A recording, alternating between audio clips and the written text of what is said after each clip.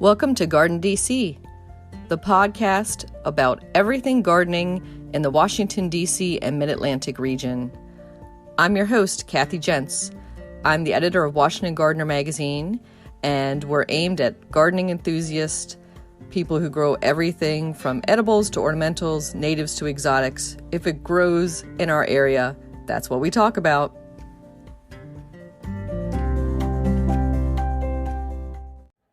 Welcome to episode 164 of the GardenDC podcast. In this episode, we chat with John Boggan, a retired Smithsonian botanist, all about begonias.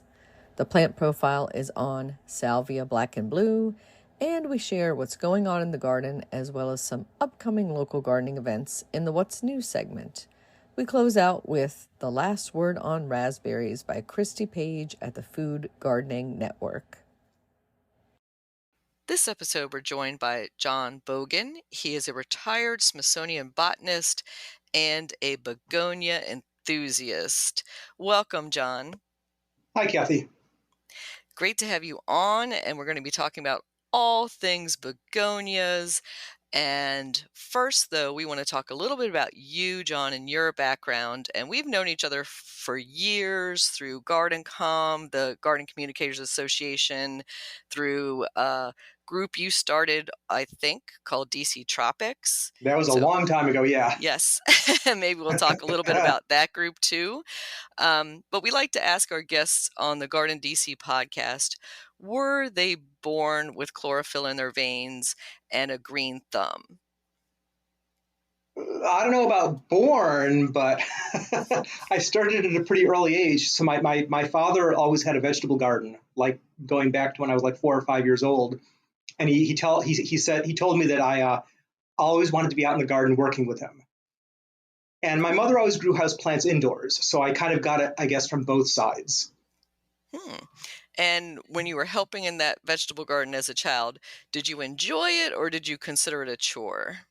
I actually don't remember, at least that early. Now, I will say that we had a bigger vegetable garden when I was a teenager, and that I hated. I mean, I hated it. I hated the weeding. I hated the digging. I hated the harvesting. The only thing I liked about it was actually eating the vegetables that we grew. So I guess that sweetened the deal a little bit. Definitely. And can you describe, were you growing up, I think, in Buffalo, New York? Yeah, so I grew up in a suburb, one of the southern suburbs of Buffalo, New York. The area is known as the South Towns. And I grew up in a fairly rural area. My family had moved from Syracuse to the Buffalo area when my father took a new job, and we lived pretty much in the middle of nowhere. It's a lot more developed now, but 50 years ago, it had been farmland previously, and there was still a lot of farmland around there, but there were also some old growth woods that I just found fascinating. And this was back in the days when you could wander around as like a 7 or 8 year old with no adult supervision, apparently. And I would just wander through the woods and see the wildflowers, and they were just so interesting. And I'm really not sure why I was so interested in them, but I was just fascinated by them, like the trilliums and the jack-in-the-pulpits, and I needed to know the names of all of them. So I guess I really was a budding botanist back then. Well, who wouldn't be fascinated by trilliums and jack-in-the-pulpits? They're such wonderful wildflowers. Yeah, you're lucky as a child to be able to have experienced them and to be, kind of, what do they call it now? A wild child or untethered. There's different words for it now. So from your childhood and your plant experiences, how did you transition to a career as a botanist? Well, it took a few turns along the way because I got involved in 4-H as a kid, and my 4-H club specialized in insects. So I actually ended up going into entomology in college. I started out in kind of general biology, ecology, evolution, that kind of thing, but it ended up in entomology. And I actually worked in an insect collection at Cornell University for several years after finishing my undergraduate. And it was only several years after that I decided to go back to school and get a master's degree in botany. And then with that degree, where did you go on to? When I finished my master's, I got a job offer at the Smithsonian, and that was 1991. And I stayed there for a little over 30 years. Wow. Yeah. It's great to hear about job security these days. Yeah, it is. I mean, especially now that I'm retired, I got to say that the pay, especially at the beginning, the pay wasn't great, but the benefits were good. And yeah, I really can't complain now that I'm retired. And There were parts of my job that I didn't love. I mean, I really liked my department. I liked the people that I worked with. I liked my bosses. I had a bunch of different roles within the department. I did some research work. I did a lot of collections management. I ended up doing a lot of data management. And the problem there was that I didn't really enjoy data management, but it was what I was good at. I can relate to that. So it was mostly computer and paperwork and not so much with the plants. Towards the end of my career, yeah. I mean, I worked with specimens. I mean, I worked with a lot of dead plants. But that's why I think I enjoy gardening so much, because it gives me a chance to work with living plants. And what does the Smithsonian do with the botanical information? Like, why does the federal government or the Smithsonian employ botanists? They're involved in a lot of different research projects. I mean, it's very much a research institution. The public doesn't really know much about the research wings of the Smithsonian, especially botany, because botany, there's no botany wing in the public parts of the museum. But the Smithsonian employs several people who collect plant specimens, who identify plant specimens, who study plants and publish about them, and also provides those resources to visitors from all over the world. I mean, a lot of research visitors come and use the collections of the Smithsonian, because the herbarium is one of the, I believe, top 10 in the world. And for those who come to DC and visit, you can get permission to get access, as John said, to some of those collections. I was a docent for several years at Natural History, and I got to see some of those behind the scenes, and it's fascinating what you don't see in the museum that's in those file cabinets and shelving and collections. There's so much more that's behind those displays. So, John, you are one of those lucky people that has 2 gardens to garden in. So let's talk first about your DC garden. Okay, And I'm not sure I would consider that lucky at this point, because it's kind of twice the burden. Well, can you describe where you garden in DC, the climate, the soil, what you're growing? Yeah, so we've had our house in Washington since December 2000, and it's a row house, so it's a very small, modest house with I guess you would consider it a big backyard by city standards, but the entire lot is only 20 feet across. So we are talking a very small garden. And for a long time, I gardened it very intensively. I tried a lot of different things. It was very challenging because it's on a hillside. So I had to deal with weird shade, because it was a north-facing hillside. So it got no sun for a lot of the year, and then blazing sun just for a couple of months in the middle of the summer. The soil, I'll tell you, was terrible. The area generally has very heavy red clay as its native soil. But in my case, the soil was amended with things like construction rubble and broken bricks and rusty nails and broken glass. So that was a challenge. I learned early on to always garden with gloves on. Because I can't tell you the number of times I cut myself. So it was a very small garden. I mean, when my husband and I bought this house in Rehoboth Beach, which is where I am right now, I really started neglecting the garden in Washington, because this is where I'm putting all of my time and energy now. I have a half-acre lot here, which is huge compared to what I had previously, and I'm replacing the lawn bit by bit with gardens. And your passion, I think, is tropicals? I've got a lot of passions. Lately, I've been getting a lot more into native plants. I've been adding a lot more native plants to my gardens, but what I want to do is I want to integrate native plants into a more, I wouldn't say a formal garden, but more of a fairly typical garden. I mean, I grow a lot of different things. A lot of the things that I grow are not native. A lot of the things that I grow are subtropical. not truly tropical so much, because I don't want to replant things every year. I don't want to be dragging things in and out, because I'm getting too old for that. I want things that come back. So I do grow a lot of perennials. But like I said, I'm trying to mix natives with non-native plants. And ultimately, I want to have as little lawn as possible and as much garden as possible. And so we had mentioned earlier that DC Tropics group, is that still active? Is it online? Is it a Facebook group? Well, we don't meet anymore as a group, which is kind of unfortunate, because I met a lot of really, really good people through that group. It sort of transitioned to a Facebook group eventually, and the name of the Facebook group is now Mid-Atlantic Tropics, because it's not really based in DC. It's based in like the entire Mid-Atlantic region at this point. So if anybody's looking for it on Facebook, you would find it under Mid-Atlantic Tropics. Great. And so let's transition to kind of the tropically plant we're talking about today. Can we call begonias tropical? I'm not sure. They certainly have that big, gorgeous leaf, and maybe some of them originate in tropical regions. So let's talk about first the begonias that we would first encounter as a home gardener or a houseplant person going to the garden center.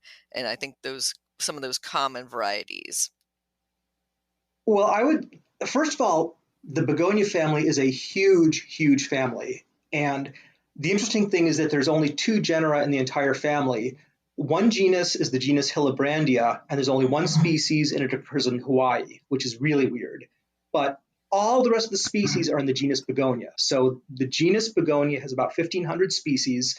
It is one of the biggest plant genera in the world, and it is primarily tropical. There's a lot of subtropical species, and I would say that a lot of the begonias that people know as houseplants are probably from the tropical and subtropical regions. If you're growing them as houseplants, you might be growing like the people like to call them angel wing begonias. Those are some of the bigger begonias. They have kind of a big, almost bamboo-like stalk. The Begonia Society likes to call them cane-like begonias, because the stem it's almost like a cane. And that's a really popular group of houseplants. There's a lot of rhizomatous begonias. Those are begonias that generally don't produce an erect stem. They have a rhizome that creeps along the soil. And those, a lot of those come from, I would say, subtropical regions, not really tropical. There's things like the Rex begonias, which are a primarily Asian group. And that's just a huge group of hybrids that, and that's one of the begonias where some people can do great and some people just can't grow them. Now, if you talk about outdoor begonias, there's the common bedding begonias. They're the people call them wax begonias sometimes, or the semperflorens begonias, and that's a hybrid group that comes from a group of species in Brazil, primarily in South America. So where were we going again with that? Well, I think that was a great overview of some of what the begonias you would encounter and the major groups. And I think a lot of people are also familiar with that hardy garden begonia that can grow in the mid-Atlantic that is not native here, but it does reseed a bit. It's usually got that pinky type flower, and it maybe about if it's really happy, it will grow to about knee height. It usually likes to fill in dark, like moist crevices in a rock wall or along steps is where I usually see it in a shade garden. Yeah, so the begonia that you're talking about is Begonia grandis, and it's commonly known as the hardy begonia. And that's actually a pretty good name for it, because it's the hardiest begonia in a group that, like I said, is almost entirely tropical and subtropical. And one of my interests has always been things that are hardy that look like they shouldn't be. I'm interested in things that look tropical, but that, like I said, I don't want to be dragging them in and out every year, and I don't want to have to keep replanting them every spring. So I like things that come back, but I also like things that look tropical, and the begonias kind of fit that bill. So Begonia grandis, it's from China. but it's very, very widely cultivated all around the world. You actually can't grow it in the tropics because it needs that cold period in the winter when it does go dormant. Yeah, and I think that's important for people to know that it does go dormant, that, it's not an annual, that it's going to come back. And it pretty much is a prolific spreader by seed, I find. It does have a little bit of stoloniferous growth, I think, but it's really the reseeding that brings it back. Well, it grows from tubers. It produces a small tuber, and that's what overwinters. Now, what you're seeing as seedlings are actually it propagates vegetatively. It produces little bulbils. They're little propagules in the leaf axils, and those drop off and fall to the ground. And it's actually a method of asexual reproduction. So what you're getting is a colony that's all a clone of that original plant. The funny thing is I've had it go to seed in my garden, and it grows from seed easily. I can grow it indoors. If I sow the seeds in a pot, I get great germination. I have never once found it actually growing from seed in my garden. They've all come up from these little bulbils that fall off of the plants. And that's actually kind of a little mystery to me, because it's like, well, it produces good seeds and they're easy to grow from seed. Why doesn't it reproduce from seeds in my garden? And that's just one of those little mysteries. Well, I think it sounds like begonias are a great plant because they are prolific spreaders or reseeders or bulbal spreaders. I don't even know if there's a technical term for a bulbal spreader.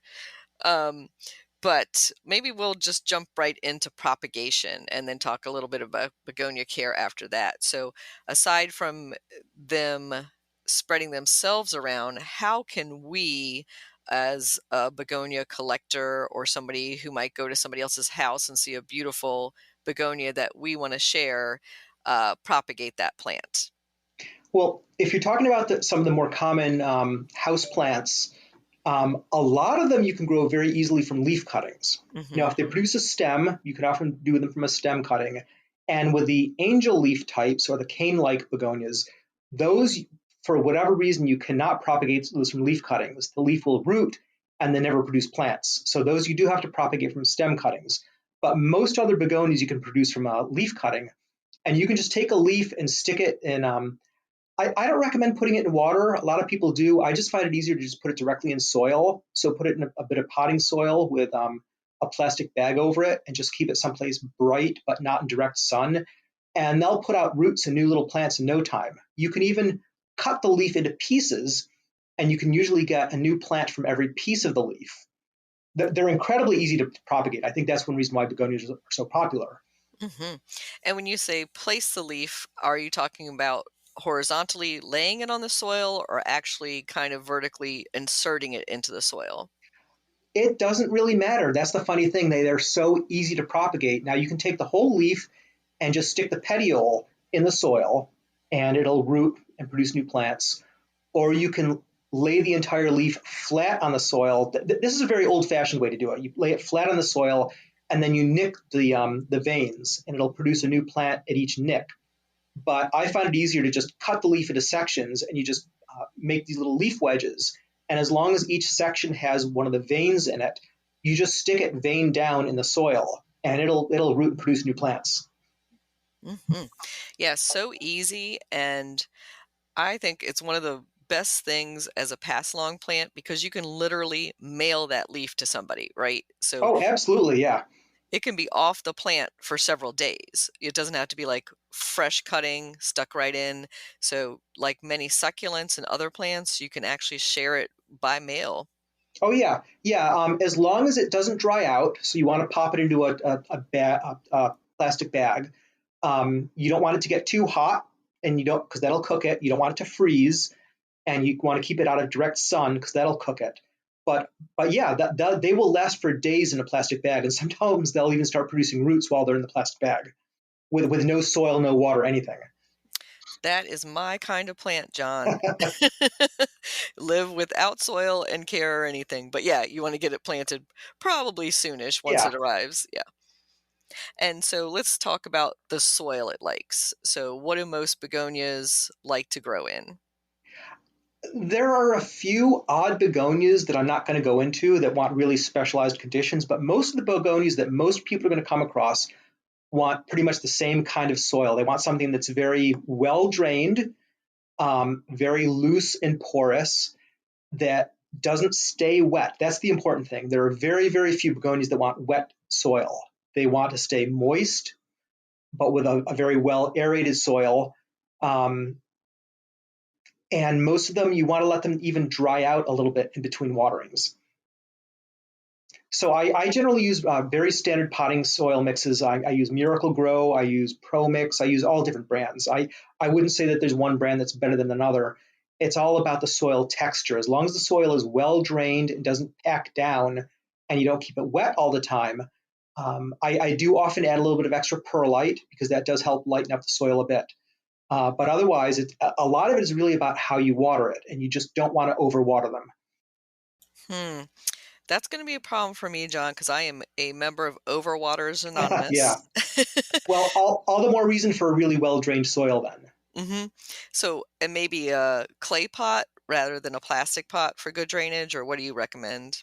If you tend to overwater, then maybe a clay pot. But for me, I use plastic pots pretty much exclusively because for me, I don't want to be watering every day. I do want them to retain a little bit of moisture. And I just find clay pots more versatile in a lot of ways. For the plastic ones, you mean? Yeah. Did I misspeak? Yeah, plastic pots. Yes. So you mentioned watering. And so do you prefer to take it to the sink to water to let it drain out, that method, or do you water them in where they're growing? I generally water them right where they're growing. I mean, I know my plants pretty well, so I generally know how fast they dry out. I know how much water I need to give them. You don't want them to sit in a saucer of water for more than an hour or two. But generally, I just water something until the water comes out the bottom and then wait a bit. And if it is ever standing in water for more than an hour or two, I will dump it out. But that's pretty unusual. I should say that I really don't grow a lot of begonias in pots, at least not anymore. I grow most of my begonias outdoors in the ground these days. So let's talk about them for a minute and the watering routine for that. Obviously, they can get rained on. And when it's not raining, how often do you water them? Very rarely.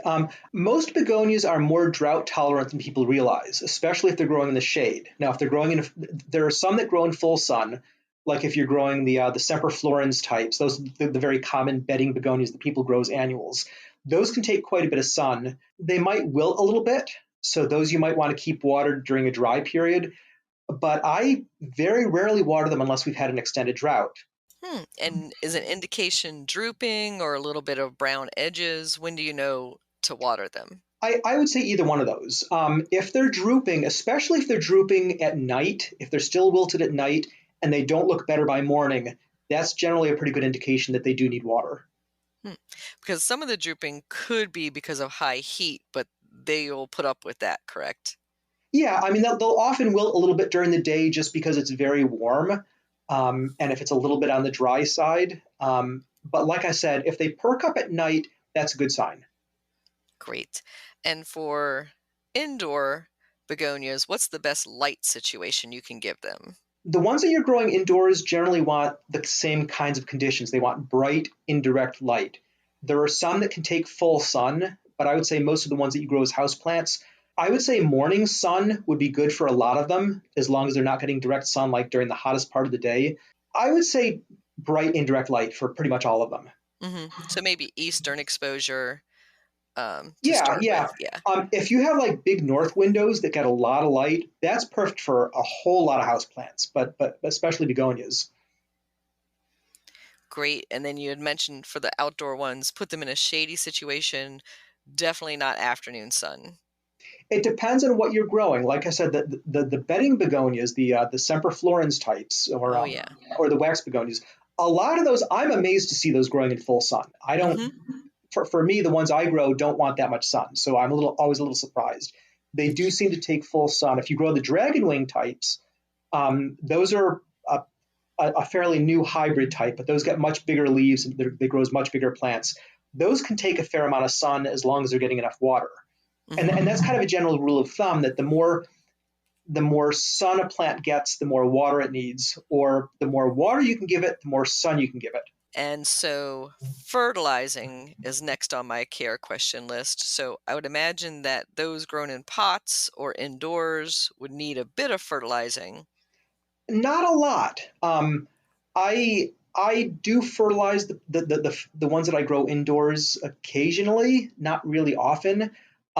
You generally want something that's a balanced fertilizer like 10-10-10, and that would be I always get these mixed up. There's the middle one is phosphorus, the first one is nitrogen, and the last one is potassium. So it's NPK.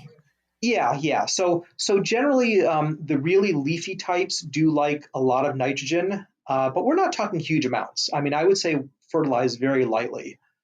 And then the outdoor ones, I very rarely fertilize at all.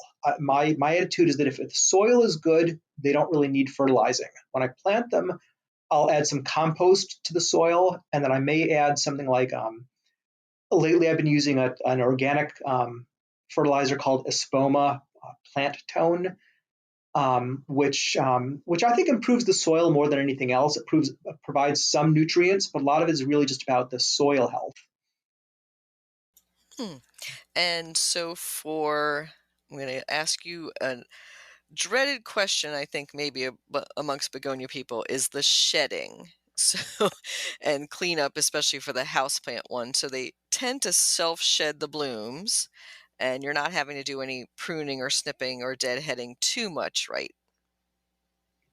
Yeah, I mean the ones I grow don't generally bloom indoors, and when they do, it's not a problem. Some of them produce hundreds of flowers, and they can get a little bit messy as they start to shed the flowers. But wouldn't you rather have the flowers?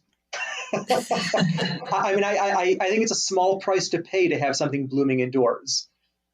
I think it's similar to, like a Boston fern. That's the price to pay. You're gonna have cleanup every day, a little bit on the floor around it, just to check on it, and maybe Yeah, if you have pets. it's the nature of plants that they're a little bit messy. I mean, they're part of the natural world, and the natural world is messy. When you invite the natural world into your home with you, you're inviting a little bit of that mess in with you, and it just sort of comes with the territory. I never really thought about it that way, maybe because I'm not the best housekeeper to begin with, but plants shedding leaves or shedding flowers, I've never really considered that a nuisance. And how about any other pruning or grooming that they need?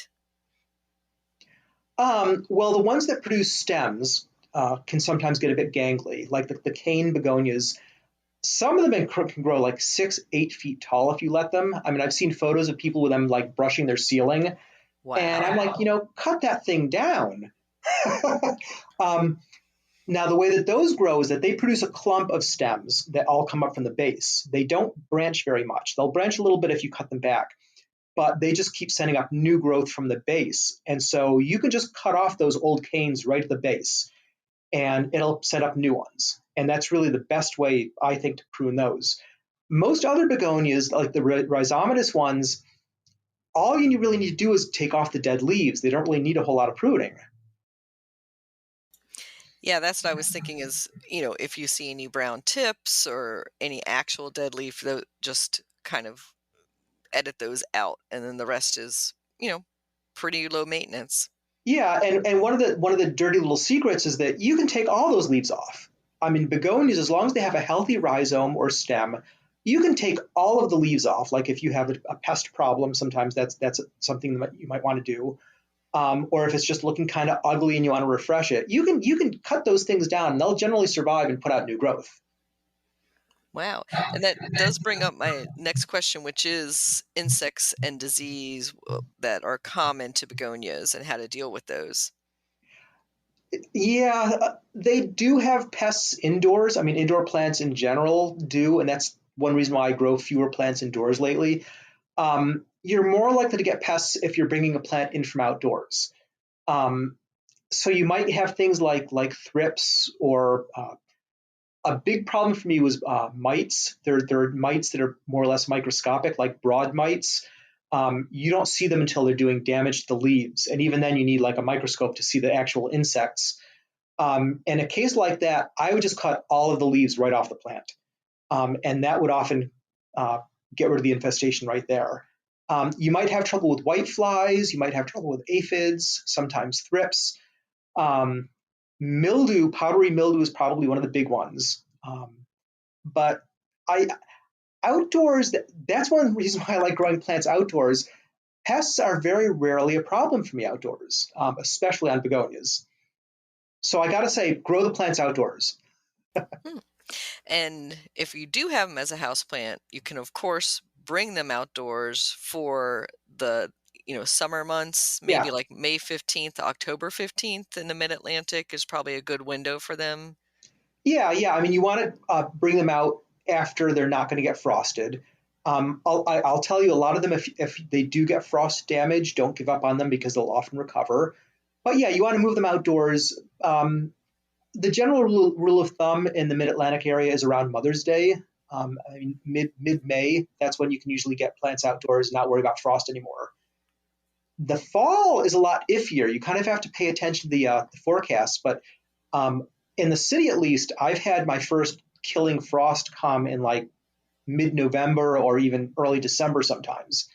And now that I'm in southern Delaware, I may not see frost until sometime in December regularly. So I can leave plants out here pretty late. Great. So let's turn to some of your favorite begonias. And I was going to ask if you're a flower or a foliage person, or do you like them both equally? I see flowers as a bonus, but for me, I like growing for foliage. I don't like flowering plants that you grow only for the flowers because that means that they're often ugly when they don't have flowers. And what's great about, I would say, most begonias is that a lot of them are beautiful foliage plants, even if they never bloomed. Now, a lot of the ones that I grow right now, they're related to the Rex begonias. They're a group of Asian species that have beautiful, beautiful foliage. And those are the ones that I'm growing primarily outdoors these days. And are those the ones that kind of have that curlicue, like snail patterns to them and sometimes striping and spotting? Yeah, so a lot of them are in the Rex group. Now, Rex begonias have kind of a reputation for being difficult, and the one that you're talking about is probably escargot, which is one of the most spectacular Rex types and is also one of the most notoriously difficult to grow. I've never grown it, but what I've heard is that it's very susceptible to powdery mildew. A well-grown plant is spectacular, but apparently it's been the downfall of a lot of people who try to grow begonias. But the old-fashioned Rex types, I think, were a little more temperamental. A lot of them were based on species that are from the Himalayan region that really don't like heat. They don't like high humidity. Some of the newer hybrids that are coming out involve other species that are from like southern China. And a lot of those can actually take a lot more summer heat. And those are the groups that I'm trying to work with because I'm trying to produce I'm an amateur plant breeder, and I'm trying to produce begonias that are hardy, but can also take the summer heat. And let's talk about some of that breeding you're doing. Are you selecting for certain qualities that you're looking for besides the heat and humidity tolerance? Are you selecting for looks? Well, I'm selecting, I would say, equally for foliage. I want plants that look nice as foliage plants, but that can also take both the heat of the summer and are hardy in the ground. Like I said, I don't want to be hauling plants in and out all the time. I want things that stay in the ground and come back the next year. So I've been working with a group of species that are, like I said, primarily from southern China, and I've been testing a lot of hybrids, like other people's hybrids, in the ground to see how hardy they are. And some of them improved to be a lot hardier than I think anybody ever realized, as long as you plant them deeply. And that's where I think a lot of people go wrong. A lot of people think if it's a rhizomatous begonia, you need to plant that rhizome right on the surface.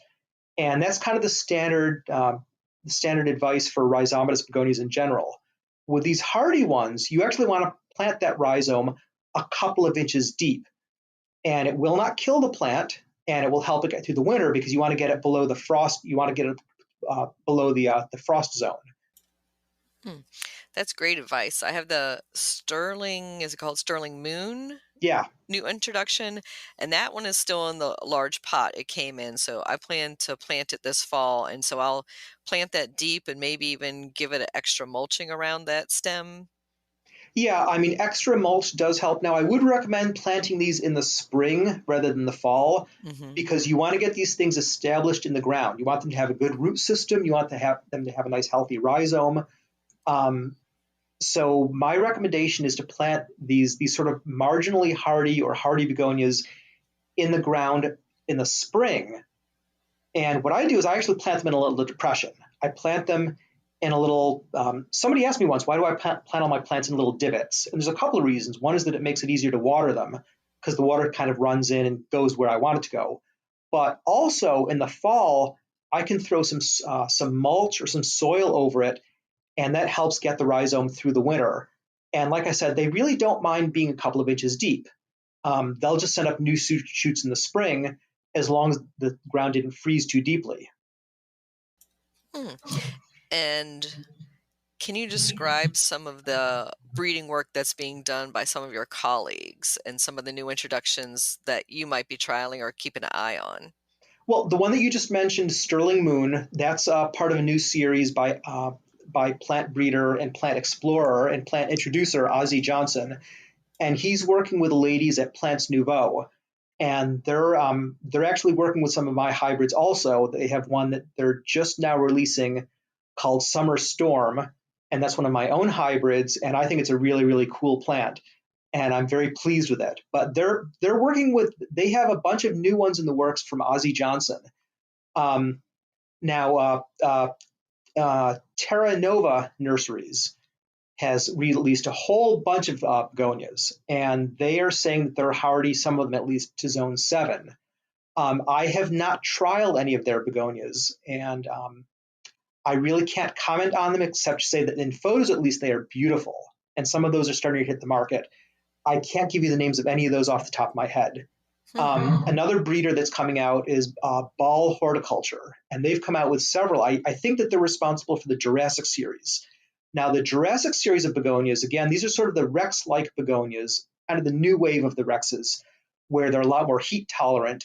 They tend to produce more of an erect stem and just have really spectacular foliage. Now, they're not marketing those, I don't think, as hardy begonias, but I wouldn't be surprised if at least some of them are pretty hardy if, like I said, if you plant them deeply and give them an inch or two of mulch in the fall, I'll bet a lot of those would survive the winter. So I now that I have a little more space to grow plants, I'm hoping to try some of those other begonias.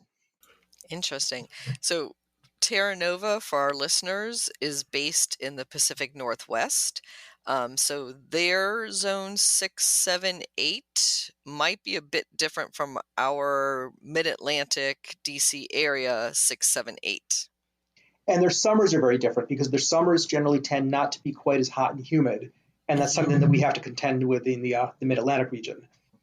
Yeah, for sure. I think they have slightly milder winters, but they almost have a droughty summer, but of course more dry, not as hot and humid, depending on the elevation as well. So let's talk about some begonia relatives and begonia maybe companions. So maybe start with what are great plants to grow with begonias? Pretty much anything that likes bright shade. I think that ferns go really, really well with begonias. And I especially like some of the maidenhair ferns, some of the adiantum species, because they have this beautiful, very fine, lacy foliage. And I think it's a really, really nice contrast to almost any begonia, because the begonias tend to be very big, very bold leaves, and often have a lot of flashy colors, or at least a lot like silver splashing. And I think that ferns in general just provide a really, really nice contrast to that with much finer, more uniformly green foliage. Hostas need pretty much the same conditions as a lot of the outdoor begonias, so I think that hostas are generally good companions. Although I think they might compete a bit in the foliage arena. Yeah, I think that's true, especially if you got the same tones of hostas, say like a blue-green with a bluish or steel-colored begonia. They could kind of play off each other, or you could go the opposite, and do a guacamole toned hosta and compete that or contrast that with the begonia leaves. Mm-hmm. And so some begonias I've been seeing are being bred for really dark foliage, like Oh, yeah. almost black. What do you think about that? I have kind of mixed feelings about it. They can look a little bit depressing to me, but on the other hand, they're such a bold contrast to other plants. I think that if they were played up, especially against something like a nice bright green fern, I think something like that, just the contrast would work really, really well. But one of these days, I'm gonna plant a garden that's just all dark plants and see how it works. But then just have a few little things here and there, like a little pop of bright color or a pop of something bright green. And it would either be a work of genius or everybody would hate it. It would be one or the other. I'm not sure which. Yeah, I agree. I think sometimes the dark foliage could be a great foil and contrast for texture and stuff. But a lot of times, especially in the outdoor garden, when you're not talking as a house plant or in a terrarium or something, it kind of just disappears. You just don't really even see it. Yeah. Especially, obviously, in a shade garden. They're going to be really recessive to the eye there. And we were talking also about some begonia relatives, or maybe some rare species that maybe the home gardener wouldn't have access to and maybe see at a local botanic garden.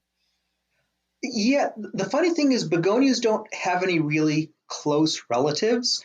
Now, like I said earlier, the begonia family is huge, but it only has two genera.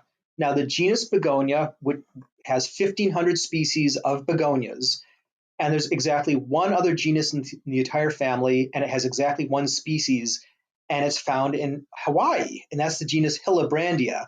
And if you looked at it, you would say that's a begonia. I mean, I gotta say, it looks a lot like a begonia. So it's one of those rare things that people cultivate occasionally.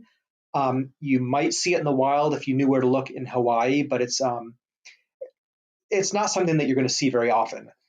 Now, once you start getting outside the family, some of the closest relatives of the begonia family are trees, like giant trees in the tropics, which is kind of weird. But their other relatives are the cucumber family. That's really funny because if you think about it, cucumbers, like cucumbers, squashes, melons, if you look at them, you could kind of see that they're related to begonias, just the way they have like those fleshy petioles and those big, big leaves. So you would never expect that really, but those really are the closest among the closer relatives of begonias. Yeah, now that you mention it, John, I was just cutting a bunch of zucchini yesterday in the vegetable garden, and that big giant zucchini leaf does look like a big Rex begonia leaf. Yeah. Interesting. So, if you catch the begonia bug and you really want to get into collecting and maybe even showing begonias, would imagine you would join the American Begonia Society or maybe a local chapter. Yeah, so the American Begonia Society is kind of international in scope, but I would say that probably the majority of the members are in the United States and maybe Canada. So that is the go-to society, and they do have. They're not called chapters; they're called branches. So there are local branches of the American Begonia Society, and they're scattered kind of all over the United States. There are several out on the West Coast, not quite as many on the East Coast, but the closest one to the Washington D.C. area is the Potomac Valley branch of the American Begonia Society. And do they meet in person or is it just an annual show and sale? Both. I mean, they do meet in person. I did let my membership lapse a few years ago just because I got too busy with other things in my life. They meet generally at a member's home. I believe, once a month, but they do have an annual show and sale at, oh gosh, I'm blanking, Green Spring, at the Green Spring Gardens Botanical Garden. So every August, they do have a very nice flower show there, and they do sell plants also. Great. So we'll have people look out for that and try to alert them. And that's in Fairfax County, Virginia, for those outside the Mid-Atlantic area, if they're curious about coming to visit for that show and sale. And so, John, how can listeners contact you to find out more? Well, I'm all over social media as DC Tropics. That was the name of my blog for several years. I stopped blogging a few years ago, but I did have a blog. And if you look up DC Tropics, you'll probably find my blog and a lot of information about begonias, because that's one of the things that I blogged about. But you can find me as DC Tropics on Instagram. You can find me as DC Tropics on Facebook. And I would say try to contact me through one of those social media accounts. Great. And so, for summing up the episode, what would you say in conclusion to the person who has never grown a begonia before, why they should grow begonias? Well, I think one reason is that they're generally easy to grow. They're very gratifying to grow. They have beautiful foliage. Some of them do have very nice flowers, but like I said, I consider the flowers to be a bonus. They're easy to find. That's one big advantage of begonias. They're not like one of the rarest things on earth. You can find a begonia at pretty much any garden center. And another reason I like begonias is because people know what they are. If you say begonia, people have some idea of what a begonia is. My other passion is the Gesneriad family. And if I say the word Gesneriad, 99 out of 100 people will have no clue what I'm talking about. So it's kind of gratifying to talk about begonias and have people know what I'm talking about or what I'm growing. Wonderful. Well, thank you so much, John, for sharing your begonia knowledge and passion. And maybe we'll have to have you come back sometime soon to talk all about the Gesneriad family, because I am an African violet collector myself. Okay, well, thank you, Kathy. You love listening to podcasts. Have you considered making your own podcast? Spotify's got a platform that lets you make one super easily, then distribute it everywhere and even earn money, all in one place for free. It's called Spotify for Podcasters, and here's how it works. Spotify for Podcasters lets you record and edit podcasts right from your phone or computer. So no matter what your setup is like, you can start creating today.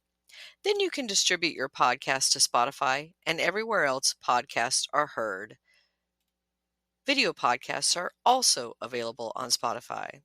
With Spotify for Podcasters, you can earn money in a variety of ways, including ads and podcast subscriptions. And best of all, it's totally free with no catch. Ever since I discovered Spotify for Podcasters, I found it super easy to produce the GardenDC podcast. I highly recommend you give it a try. Download the Spotify for Podcasters app or go to www.spotify.com/podcasters to get started today.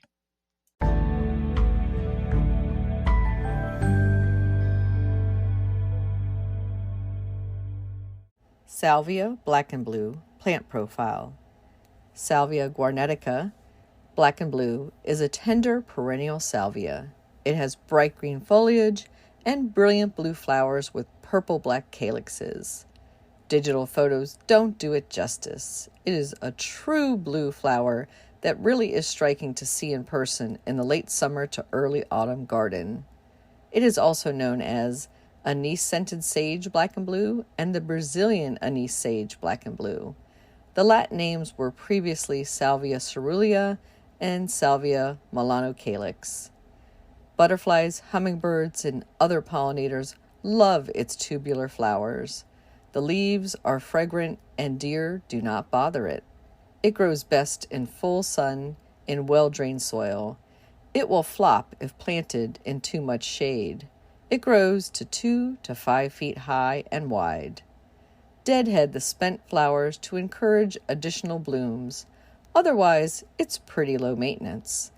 It's hardy to USDA zones 7 through 10 and can survive here in the mid-Atlantic if we have a mild winter.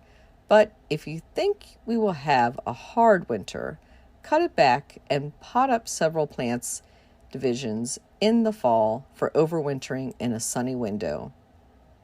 Salvia Black and Blue, you can grow that.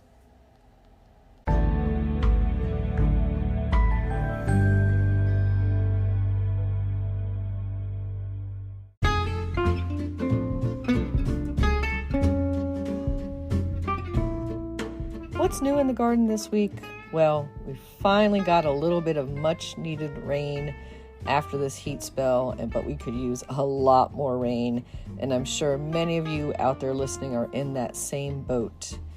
In the community garden plot, I am looking to harvest our sweet potato soon, and in my home garden, I'm enjoying the blooms of the pink turtlehead chelonia and also the yellows that come at the end of summer, beginning of fall, including goldenrod and some of the perennial helianthus sunflower relatives.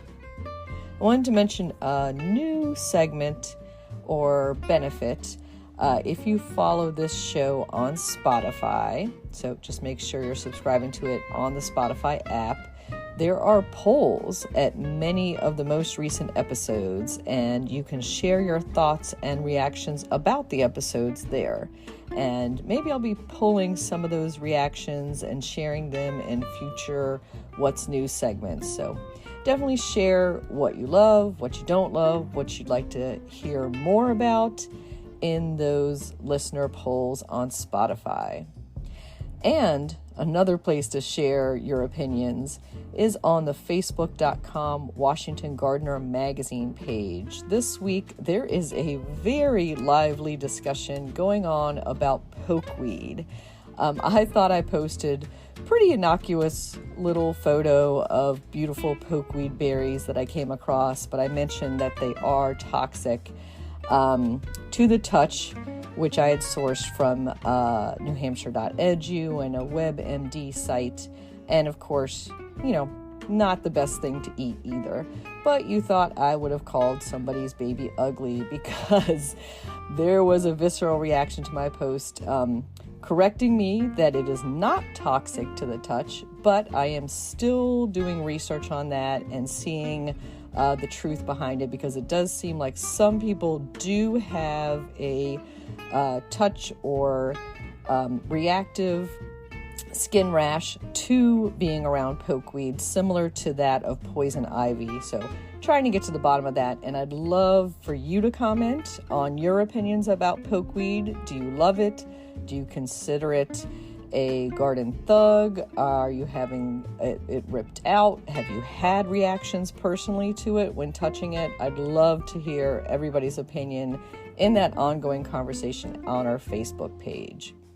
Some upcoming local gardening events that you might want to attend include the Silver Spring Garden Club meeting taking place at Brookside Gardens in Wheaton, Maryland on Monday, September 18th at 7:30 p.m. This speaker meeting is open and free to all, and it is about Dumbarton Oaks, the evolution of a garden. And you can find out more about that at silverspringgardenclub.com. Next is the Foodie Fridays Saving Seeds and Stories series. This is a $10 fee, and it takes place on Friday, September 22nd at 6:30 p.m. at the Josiah Henson Museum and Park in Rockville, Maryland. And you can register for that and find out more at montgomeryparks.org. And next, the Maryland Native Plant Society is having their monthly program via Zoom, and that is on Research on Maryland's Dying Ash Forests by Andrew Baldwin. And you can register for that at mdflora.org under their events tab. And then finally, the Fall Festival and Bulb Sale at the U.S. National Arboretum is on September 30th from 10 a.m. to 2 p.m.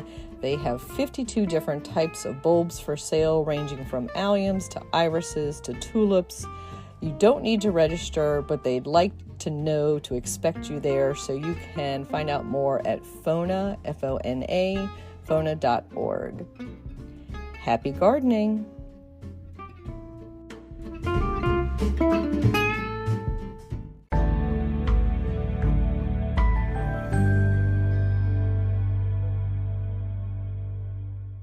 In the new book, The Urban Garden by Kathy Jentz and Terry Spade, you'll find dozens of inspiring and creative ways to grow flowers, shrubs, vegetables, herbs, and other plants in small spaces and with a limited budget. Whether you want to grow on a balcony, rooftop, front stoop, or a tiny urban patio, turn your growing dreams into reality and build a gorgeous and unique garden that showcases your personal style while still being functional and productive. With the ingenious ideas and resourceful tactics found here, you'll be maximizing yields and beauty from every square inch of your space while also making a lush outdoor living area you'll crave spending time in.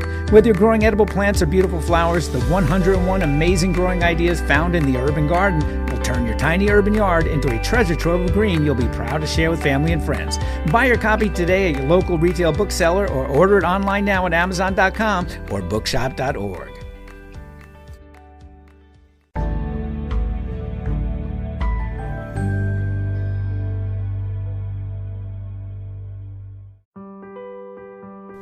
Get low-maintenance alternatives to lawns with the new book Ground Cover Revolution by Kathy Jentz. Reducing the lawn is among the biggest trends in home ownership, with an endless stream of homeowners looking for an eco-friendly alternative to a traditional, everyday grass lawn. In the last 3 years alone, over 23 million American adults converted part of the lawn to a natural landscape, and now are looking to do even more. The biggest challenge to adopting this new ideal of the perfect lawn is knowing how and when to replace your turf and which plants are the best ones for the job.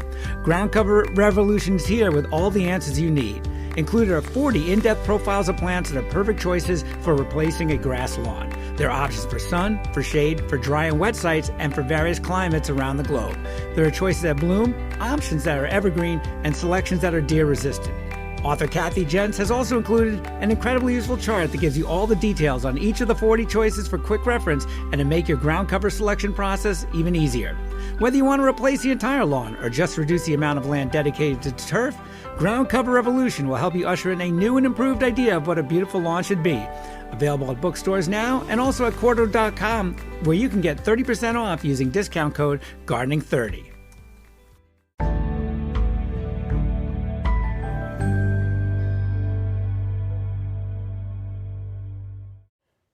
This is The Last Word on Raspberries by Christy Page at Food Gardening Network. I am definitely a berry girl, and raspberries are at the absolute top of my list. Part of it is the sweet, juicy goodness, and some of it is the memories that they conjure. Growing up, my grandparents had a ton of raspberry bushes in their backyard. All summer long, my cousins and I would feast on these berries. Now, technically, we were not supposed to eat all of them, and I'm sure my grandparents wanted a few for themselves, but every time I was there, I was drawn to those bushes and the warm, sweet berries. My sticky hands always betrayed what I had been up to, but my grandmother would chuckle and my grandfather would joke that one of these days I would turn into a raspberry. When I finally had a yard large enough to garden in, the first request was for a raspberry bush.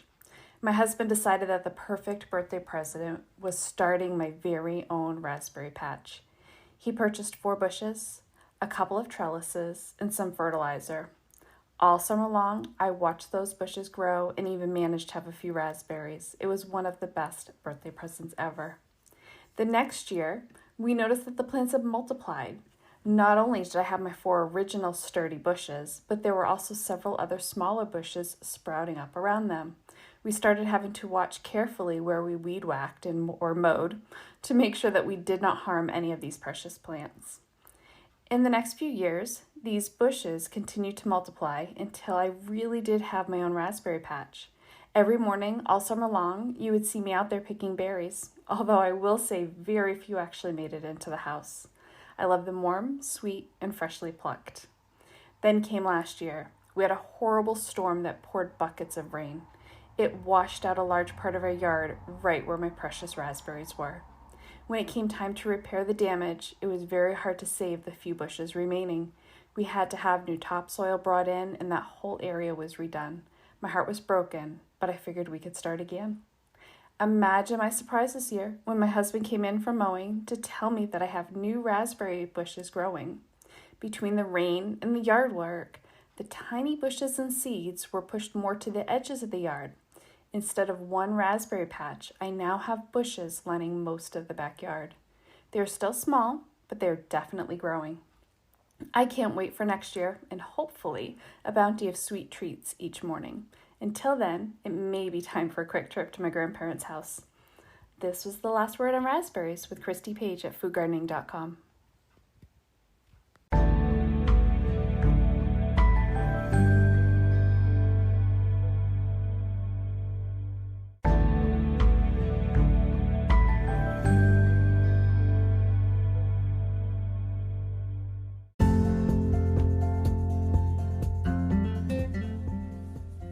Thank you for listening to GardenDC. You can become a listener supporter for as little as 99 cents a month by going to anchor.fm/GardenDC/support. Another way to support this podcast is to subscribe to our monthly digital publication, Washington Gardener Magazine. To do so, go to washingtongardener.com. Thank you.